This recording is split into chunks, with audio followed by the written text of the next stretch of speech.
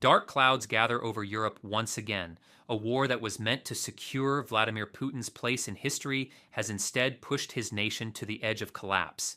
The Russian president believed he could bend the world to his will, manipulate global leaders, and fracture NATO from the inside, yet the exact opposite is unfolding. His gambles are backfiring, his country is unraveling, and NATO, the very alliance he sought to break, is showing a level of unity and strength not seen in decades. What was supposed to be Putin's masterstroke is turning into his greatest failure. Russia is not conquering Ukraine, it is not dividing the West, and it is certainly not dismantling NATO. Instead, the Kremlin finds itself facing an emboldened alliance and an economy rotting from within. The world is watching as the empire Putin wanted to resurrect begins to crumble under the weight of its own delusions. As 2025 began, Putin believed he had an advantage. Donald Trump had returned to the White House, a man Moscow assumed would weaken Washington's commitment to NATO. To the Kremlin, this was the opportunity of a lifetime. With Trump in power, perhaps NATO could be fractured, Ukraine could be sacrificed, and Russia could dictate the terms of a new world order. But that dream never materialized. Instead, Putin's own arrogance doomed him. His peace negotiations with the West were never truly peace talks at all. They were a trap filled with impossible demands. He insisted Ukraine abandon military mobilization, accept only a token army, and surrender the regions of Luhansk and Donetsk. He demanded Western nations halt military aid, ensuring Russia could grind Ukraine down over time. These were not compromise positions. They were ultimatums designed to strip Ukraine of sovereignty and guarantee future Russian dominance. Unsurprisingly, Ukraine rejected them outright, and NATO saw straight through the charade. Even Ukraine's own constitution made it impossible to concede territory, binding President Volodymyr Zelensky against even entertaining such betrayal. Yet this was exactly what Putin wanted, a stalemate he could exploit.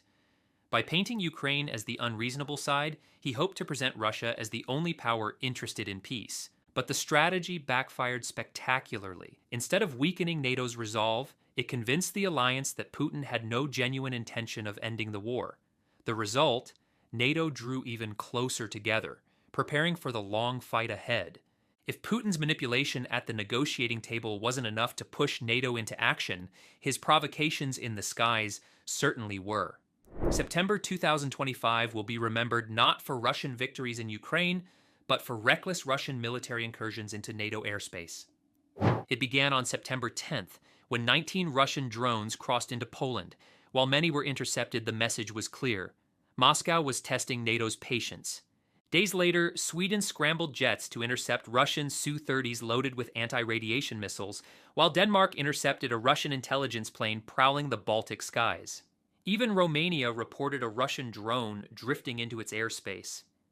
And then came the boldest move of all.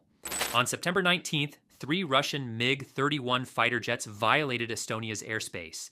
They ignored warnings, refused to respond, and only turned back when NATO fighters arrived within minutes to escort them out. This was no accident. It was deliberate escalation. Putin probing NATO's defenses, measuring its response time, and trying to discover how far he could go before the alliance broke. But what he discovered terrified him. NATO was not weak. NATO was not divided. NATO was prepared. The Russian incursions rattled nerves across the continent, but instead of retreating into hesitation, NATO grew stronger. European solidarity was immediate and overwhelming. Within minutes of the Estonian violation, NATO jets were in the sky. Within days, NATO leaders were declaring their readiness to shoot down Russian aircraft if necessary. Even Donald Trump, whom Putin had banked on as a potential ally, joined the chorus. Standing beside Zelensky, Trump bluntly stated that yes, Russian planes violating NATO airspace should be shot down. For Putin, this was a devastating blow. His dream of turning Trump against NATO had just been shattered. The alliance also issued an uncompromising statement. Russia's actions form a clear pattern of aggression, and NATO will respond with all necessary military and non-military tools. Most importantly, NATO reaffirmed its ironclad commitment to Article 5, the principle that an attack on one is an attack on all. The Kremlin had hoped for hesitation, division, and weakness. Instead, it got clarity, unity, and strength. Beyond words, NATO acted. Just days after Russian drones entered Polish skies, NATO launched Eastern Sentry, a sweeping initiative to bolster defenses across the entire eastern flank. This was not symbolic. It was a massive, coordinated buildup. Multinational battle groups in Estonia, Latvia, Poland, and other vulnerable nations were reinforced with additional ships, planes, and soldiers. Air policing systems were integrated, allowing NATO members to provide rapid mutual support against aerial threats. France sent Rafale fighters. Germany dispatched Eurofighters. The United Kingdom committed Typhoons. Poland, Denmark, Italy, Spain, the Czech Republic, and even non-NATO Sweden contributed forces and assets. From transport aircraft to helicopters to naval ships, Eastern Sentry became a living demonstration of NATO's collective strength. For Putin, this was the worst possible outcome. The very weakness he tried to exploit had transformed into resilience. The cracks he tried to widen had sealed shut, and the alliance he wanted to destroy was now more prepared for war than at any time in its history.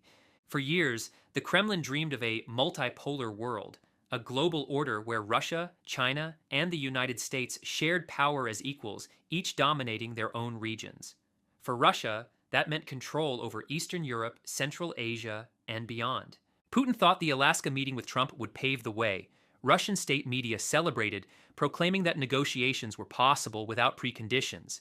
Kremlin officials boasted of a coming new age of global power sharing, but just weeks later, the illusion collapsed.